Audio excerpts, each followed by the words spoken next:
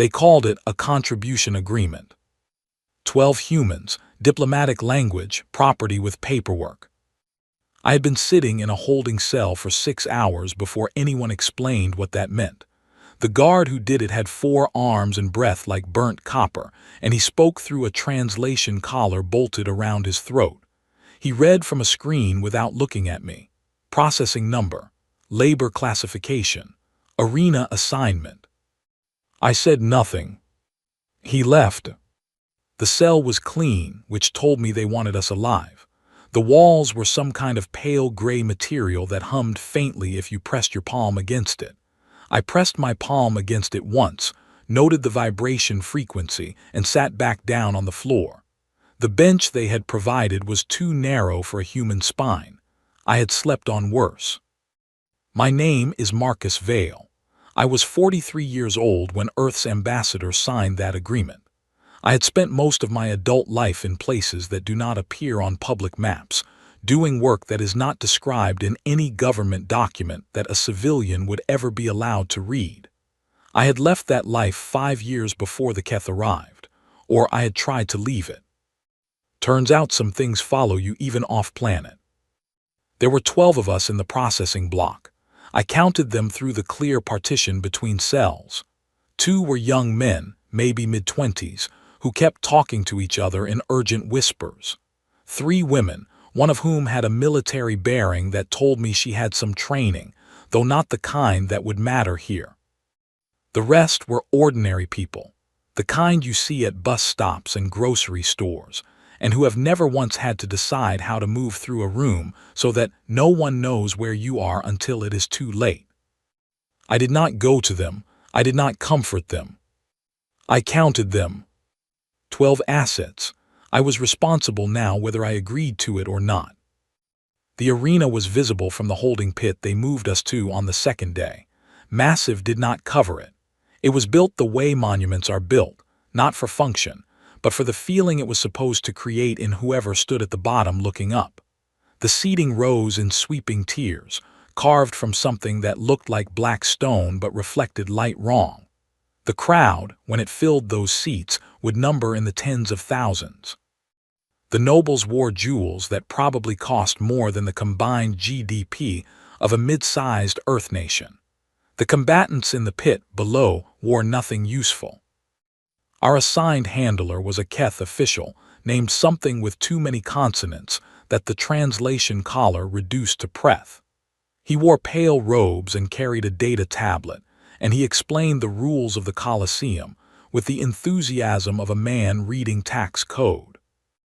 Honorable combat, declared strikes, ritual pauses to allow the crowd proper appreciation of each exchange, a point system, a surrender protocol, an elaborate ceremony for the winner that involved raising both arms toward the emperor's box. I let him finish. He looked at me, waiting. I had a particular expression that people who had worked with me for a long time learned to read correctly. The ones who had not worked with me for long usually misread it as boredom. It was not boredom. Any questions? Preth said. 1, I said. Where do they take the ones who don't get up? A pause. There is a medical sector beneath the east. That answers it. He left, looking slightly unsettled without knowing why. I turned back to the view of the pit. The floor was flat, pale, and slightly soft under the foot from what I could tell by watching the handlers who crossed it. Traction was good. The lighting came from everywhere and nowhere, which meant no shadows to use. The pit was roughly oval, longest axis running north to south, approximately 40 meters by 25. There were 4 entry gates, one at each cardinal point. The north and south gates were taller, meant for larger opponents.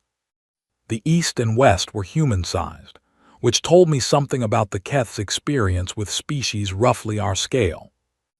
The woman with military bearing came and stood beside me. Her name was Cora Lint. She had been a federal tactical officer before the Keth arrived, and everything restructured around the fact that we were, apparently, not alone in the universe and also not particularly impressive by galactic standards. They're going to put us in there, she said. Yes. Do you have a plan? I looked at the pit a moment longer. I have an approach, I said. What's the difference? A plan assumes you know what's coming. An approach works regardless. She looked at me. I had the impression she wanted to say something else, something about hope or odds or the importance of working together. She was smart enough not to. Instead, she went back to her cell, and I heard her in the hours that followed quietly briefing the others. She gave them sensible things to do. Stay hydrated. Sleep when possible. Watch the guards' patterns and remember them. Good instincts. That night, alone in the gray-walled cell with the faint hum against my palm, I ran through what I knew. The Keth had designed this coliseum for spectacle. Everything about the rules Preth described was theatrical. Declared strikes, ritual pauses, the surrender protocol. These were not the rules of people who wanted efficient outcomes. They were the rules of people who wanted a performance with a climax and a clear winner for the crowd to celebrate. They wanted drama. They had imported the wrong human for that. My first opponent was announced the following afternoon. The handler who delivered the news seemed excited. He described the creature in terms that were clearly meant to impress me. An apex combatant of the Varosh species, undefeated in 14 contests, 600 pounds of scale and muscle, and the kind of experience that the crowd loved because it meant the fight would last. I listened to all of it. There is a particular kind of smile that is not a smile. People who have known me for years have mentioned it. I cannot see my own face, so I take them at their word. I was probably doing it. The gate opened into the light and noise of the arena, and the crowd did what crowds do, and the Varosh came through the north gate like something that had never once in its life been told no.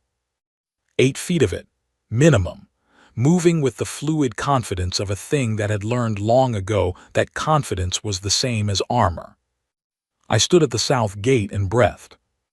Lord have mercy on whatever they just pushed into this pit with me. I was not talking about myself. The crowd in the hours that followed would have a great deal of difficulty explaining what they had watched. The fight had been won. The human was standing and the Varosh was not, but no one could point to the moment it had turned. There had been no roaring exchange, no dramatic declaration, no moment where the crowd could collectively gasp and lean forward. There had been a large, confident creature and a still, quiet man, and then a large creature sitting on the arena floor looking confused about how it had gotten there. The ceremony required me to raise both arms toward the Emperor's box. I did not raise my arms. Preth was very unhappy about that. I told him I would raise my arms when I felt like it. He left looking more unsettled than the first time. In the holding pit, Cora was watching me with an expression I recognized. Not awe, not fear. It was the expression of someone recalibrating an assessment. "You've done this before," she said. "Not this exactly, but something like it." I looked at the other 10 people in the pit, younger faces, scared ones, people who had been ordinary a month ago and had not yet found the new shape of themselves in this place. "Get some rest," I said, "all of you." Nobody argued. That night in the cell, I ran the numbers. 12 humans, 1 coliseum, an empire that thought it had imported entertainment. Lord have mercy. They had no idea what they had done. The second fight was 3 days later. The Keth had given my opponent a name that translated roughly to the Iron One. The crowd knew this name. You could tell by the sound they made when it was announced, a layered, overlapping sound that was the alien equivalent of a roar of recognition. The Iron One was fast, faster than the Varosh, lower center of gravity, longer reach, and it moved with the kind of economy that told me it had not gotten that name by accident. It hit me on the third exchange. I went down. The crowd made a sound I had not heard from them before, something bright and eager. I lay on the arena floor for exactly the amount of time I needed to understand what had just happened to my body, where the damage was, what still worked, and what I was going to do next. Then I got up. Not the way you get up when you are hurt and scared and trying to push through it. The other way. The crowd went quiet. In the royal box on the third tier, a young woman with the pale silver markings of the Keth royal line had been writing in a journal since the fight began. Her stylus stopped moving. She was watching me with an expression I would not understand for some time. I did not know her name yet. I did not know that she had been taking notes. I finished the fight. I will not describe it in detail because the detail is not the point. The point is that the Iron One, for all its speed and its earned reputation, had a way it had always fought that had always worked, and when something has always worked, you stop questioning it. That is the gap. That is always the gap. I stood in the center of the arena afterward. No raised arms. The crowd was very confused. In the royal box, the young woman with the journal looked down at what she had written, then back at me, then closed the journal entirely. She had stopped writing because she had run out of a framework that explained what she was watching. I did not know that yet. But I would. The third fight I will not describe at all, except to say it was over before the crowd fully understood it had begun, and that afterward Preth came to me with a data tablet and the expression of a man whose afternoon had become significantly more complicated than expected. The audience response metrics are, he started. I don't care about the metrics, I said. The Emperor. I don't care about that either. He left. I sat down on the floor of the holding pit. Cora sat beside me, not close, just within speaking distance. They're going to make it harder, she said. I know. Are you worried? I thought about that honestly. No, I said. She was quiet for a moment. Then, that's either very reassuring or very alarming. Probably both, I said. She went back to the others. I sat with the hum of the walls and the distant sound of the Colosseum, resetting for whatever came next. They thought they had imported a performer. They had imported a problem. The only question was how long it would take them to understand the difference. Somewhere in the city above us, in a room full of data screens and recorded footage, a 17-year-old princess was watching 3 fights frame by frame.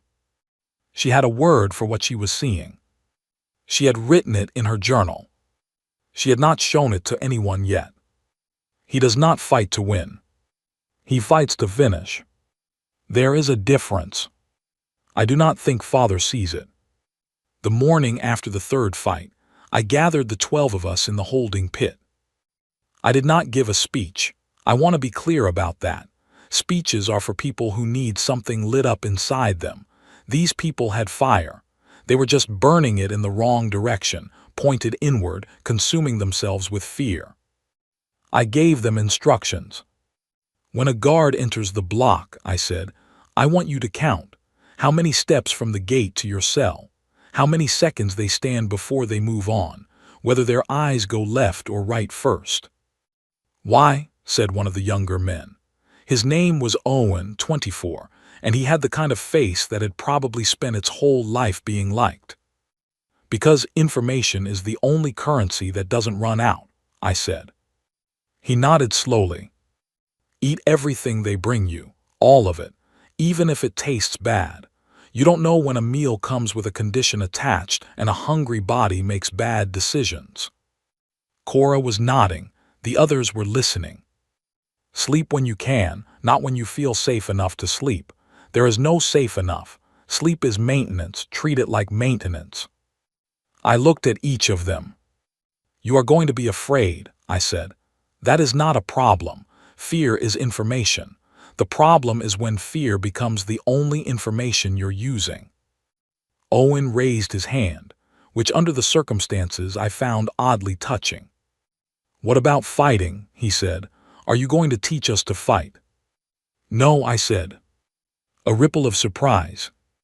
I'm going to teach you to be in a room. Nobody understood that yet. They would. Preth arrived that afternoon with the announcement I had been expecting. Escalation. The next match would be a team format. 3 opponents, coordinated. The Empire's War Master, a broad-shouldered Keth military officer named Dreval, had apparently taken an interest in my case. I listened to the announcement. Any concerns? Preth said, in the tone of someone who had been told to ask. Tell Dreval I said hello, I said. Preth left without responding. Cora appeared at my shoulder, 3 at once. Yes. Coordinated. That's what they said. She was quiet for a moment, and you're not concerned. Coordination is a skill, I said. Skills have gaps, I just have to find the gap. She looked at me for a long time. Marcus, she said. Yes. What did you do before? I mean specifically, not the general category, specifically. I looked at the pit below us, through the observation slot. I cleared places, I said. She did not ask me to elaborate. The team fight was scheduled for the following day. I spent the night the way I spent most nights in that place, running calculations, not about the fight itself but about everything around it. The entry gate timing, the arena floor texture and how it would affect movement at speed, the lighting and what it would do to peripheral vision for species with eyes positioned differently than mine. By the time the gate opened and I walked out into the light and noise of the arena, I had already fought the fight twice in my head. The first version I lost. It is important to lose in your head sometimes. It teaches you where the edges are. The second version, I found the gap. The crowd was louder for this one. Word had apparently spread.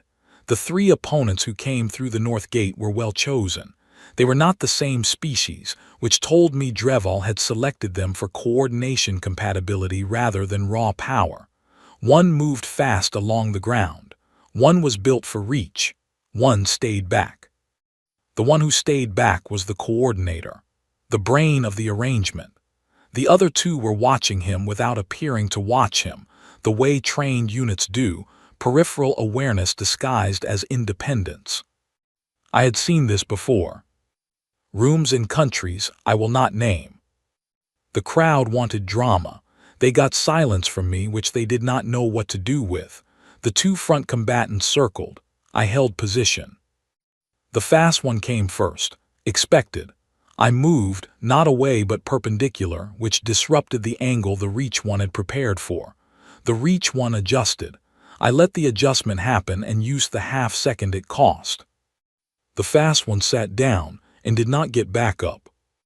The reach one recalibrated. In that recalibration, it glanced at the coordinator. There it was. The coordinator had a plan for 2 opponents.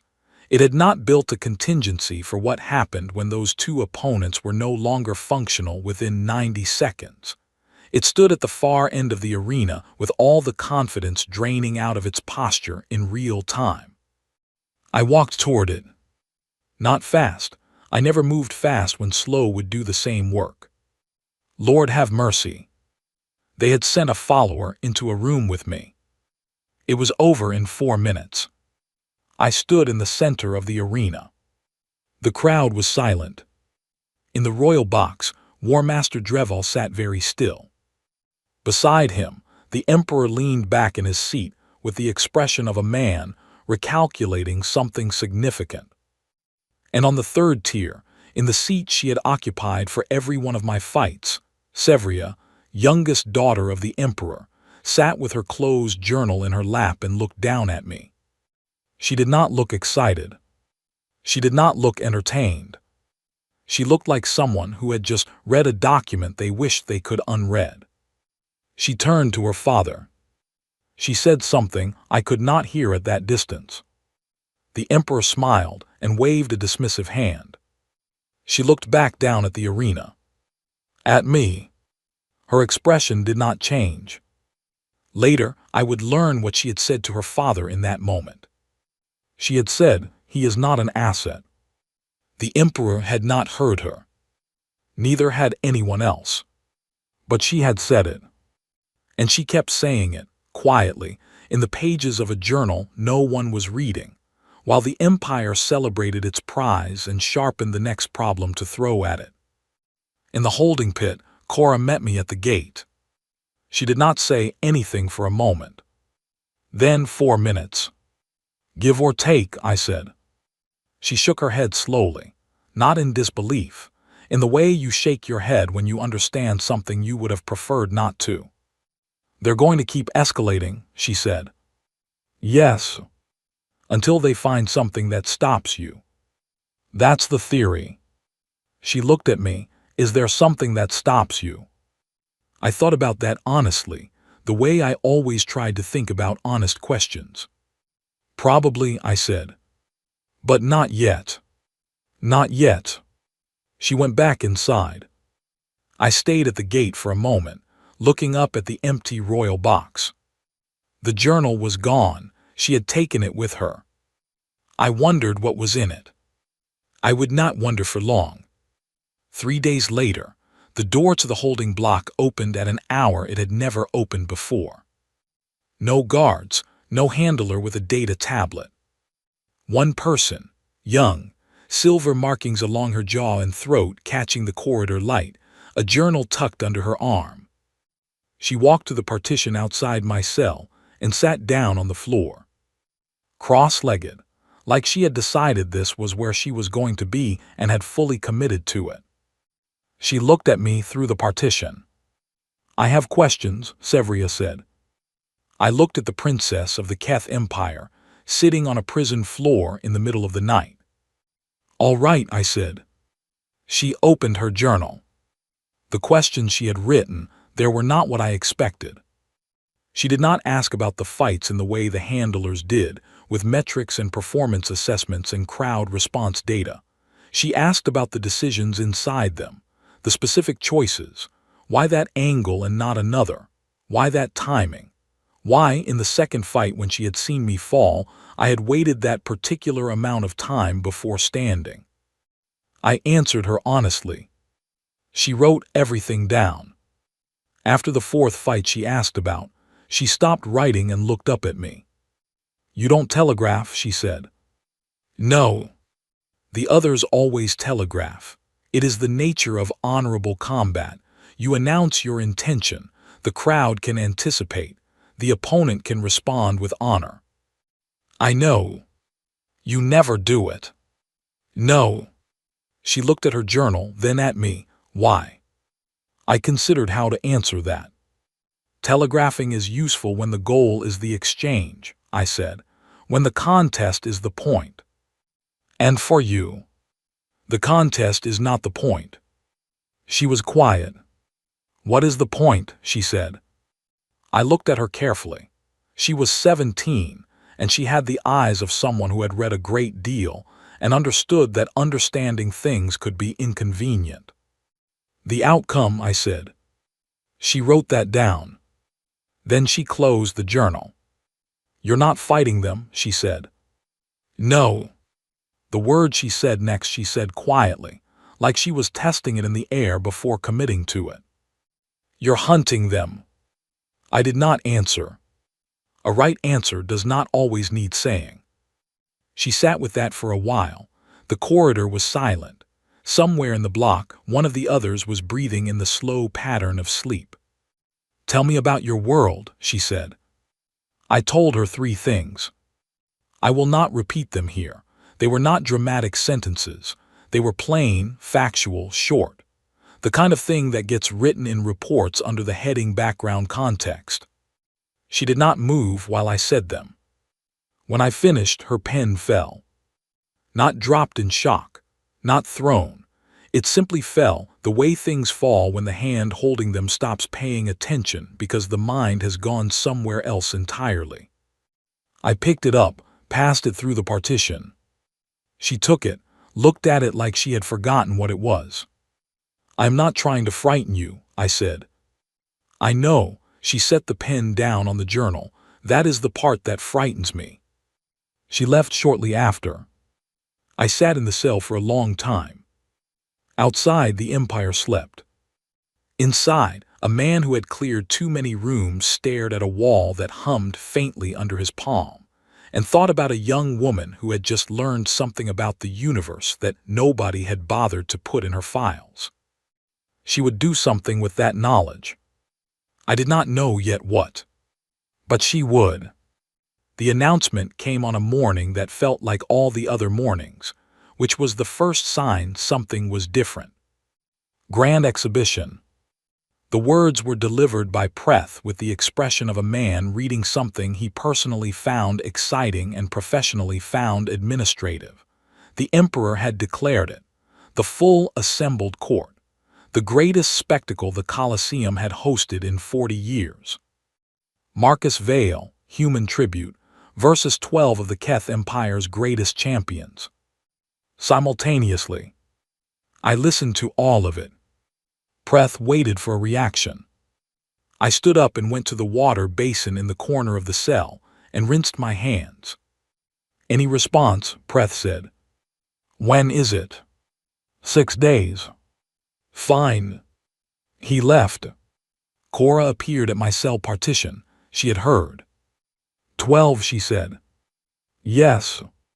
At the same time. That is what simultaneously means. She looked at me with the expression she had been developing over weeks, the one that was somewhere between confidence in me and concern about what confidence in me implied. The others want to know if they should be worried, she said. About me. About what happens to them if this goes wrong. I thought about that. It was a reasonable thing to wonder. Tell them to keep doing what I taught them, I said. Watch the guards, eat everything, sleep when they can. And if it goes wrong, then they'll need to be rested and informed for whatever comes after. She nodded slowly. And will it go wrong? I looked at her. No, I said. She believed me. I could see it. She should not have, by any rational assessment of 12 opponents simultaneously, but she had seen the fights.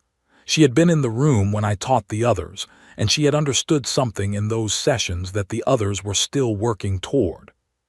She went back to the group. I sat down. 6 days. On the night before the exhibition, Sevria went to her father. I know this because she told me afterward. I will tell it the way she told it to me. She carried her journal to his chamber. She had not slept.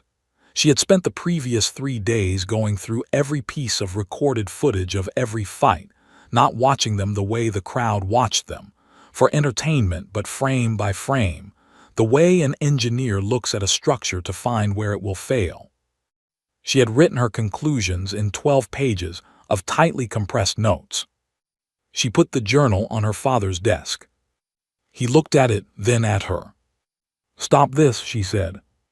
He smiled the smile of a man who finds his youngest child charming in her concern. He is our finest performance in a generation, her father said. The Empire watches, the other species watch. This demonstrates. He will finish all 12 of them, Sevria said. And then he will stand in the center of that arena and he will wait to see what you send next. Her father's smile was patient. He is one man. So was the first fire, she said, before someone taught the next person how to make it. Silence. You are being dramatic, her father said. She opened the journal to the pages she had marked. She showed him her analysis, frame by frame, decision by decision, not the outcome of the fights but the architecture of them, the angles chosen, the timing of patience. The way her data showed that in every fight the opponent had revealed their approach before they knew they were doing it, and the human had simply waited for the revelation to be complete. Her father looked at the pages for a long time. He is not fighting them, she said. He is reading them, and once he has read them completely, the outcome is already decided. The fight is a formality. Her father set the journal down. He is contained, he said. He is one man in a cell in our Colosseum with our guards. He is one man, she said, who is teaching the other 11 every day. Things I cannot fully translate because they do not have a word in our language. It is not combat technique. It is something prior to that. Something about how to be in a space without being known in it. About how to move without announcing movement. Her father looked at her. He will not be containable indefinitely, she said. And when he is not contained, what you will have is not one man. What you will have is 12 of them. Her father was quiet for a long time. He is more dangerous as a demonstration of our power, Sevria said carefully, than as a problem we created and then could not solve. Her father looked at her. Then he looked at the journal. Then he said, "The exhibition proceeds. It has been announced." She picked up her journal. She left. She told me later that she had not cried. I believe her. She did not seem like someone who spent tears on things that had not happened yet. She saved them for after. The morning of the exhibition, I woke before the others and sat in the center of the cell floor. Not meditating. I am not a person who meditates. I was running the last set of calculations. 12 opponents. Coordinated or independent would be the first question.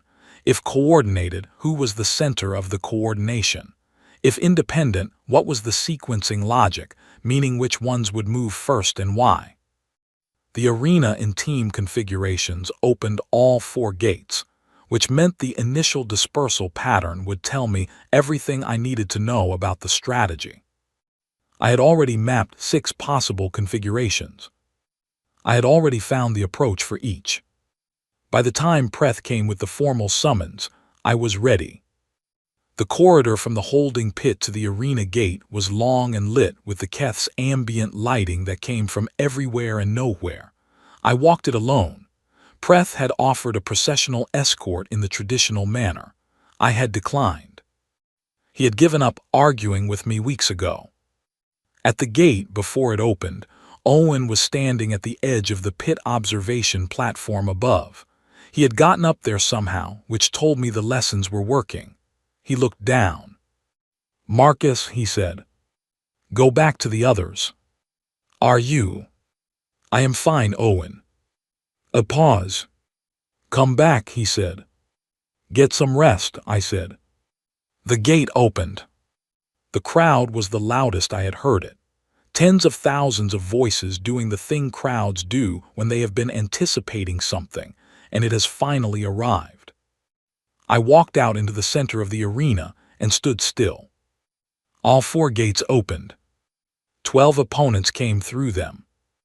I had 2 seconds to assess the configuration before any of them reached a decision-making threshold. I used those 2 seconds. Not coordinated as a unit. Split into 3 groups of 4, each group coordinated internally. 3 separate brains. The largest of the 12, a creature with 4 legs and a low center of gravity that would make changing its direction costly, was positioned at the north. The fastest were distributed across the east and west flanks. The most experienced, the ones whose movement economy told me they had done this the longest, were at the south. The south group would want me to focus on the north threat. I turned south. The crowd made a sound of confused surprise. Expected response to the largest threat is to address it. Every tactical instinct in every species that had ever stood in this arena would have turned north. The south group had been placed to capitalize on the distraction. They had not anticipated that I found distractions uninteresting. What followed took 11 minutes. I will not describe it blow by blow because this is not a story about violence. The violence was the arithmetic. The story is what happened after. 11 minutes. 12 opponents. Various states of having sat down and not gotten back up. I stood in the center of the arena. No raised arms. The crowd was completely silent. Not the silence of disappointment, the silence of something else, something that happens when a large number of people witness an event that their existing understanding of the world does not have a category for. I looked up at the royal box. The emperor sat very still. Beside him, War Master Dreval sat very still. And on the third tier, Sevria sat with her journal in her lap and her hands flat on the cover and looked down at me. We looked at each other for a moment. Then the emperor stood. His voice was amplified through the Colosseum systems. He used a word in the Keth language that the translation collar in my ear rendered as eliminate. Guards moved at the 4 gates. Sevria stood up. She did not shout. The Colosseum systems carried voices clearly, and she spoke at a normal volume which was somehow louder than shouting. "If you do that," she said, "you will spend the next decade explaining to 12 other species why you showed them a human and then proved he was stoppable.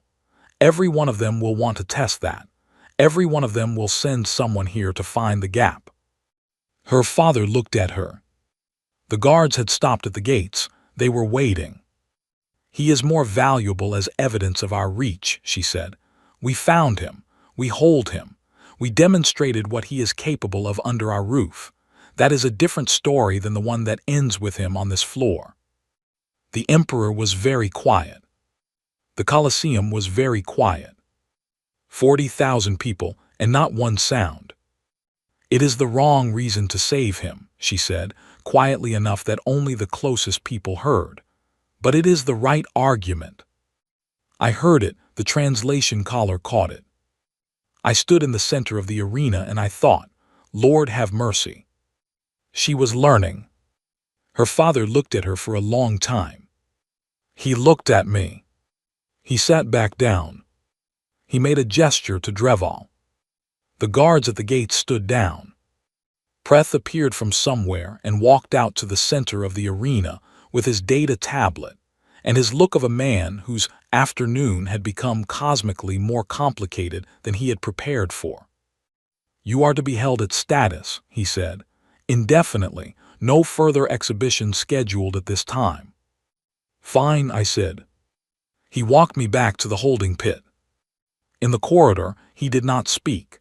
He had nothing to say that the situation had not already said. That night, Sevria came to the cell one final time. She came alone, the way she always came. No guards, no escort, just her and the journal under her arm and the silver markings along her jaw catching the low light of the corridor. She sat down on the floor outside the partition. I sat on my side. She looked at the journal in her hands. "I wrote down everything," she said. "I know. What you are, what you do, the decisions, the architecture of it." She looked up. "What it means." And she was quiet for a moment. "I do not know if it is a warning," she said, "or a record." I looked at the journal. She slid it through the gap at the base of the partition. I picked it up. "Read it," she said, "or don't, but keep it."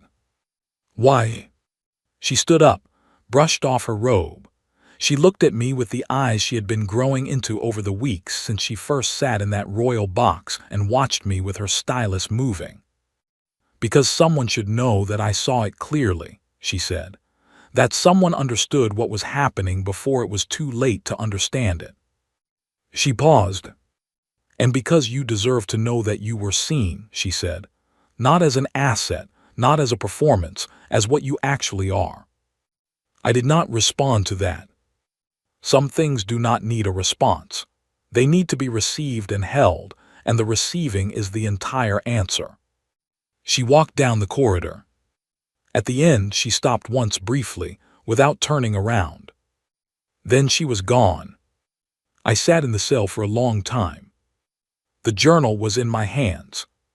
Thick, full pages. Her handwriting was small and precise and covered every margin. I did not open it.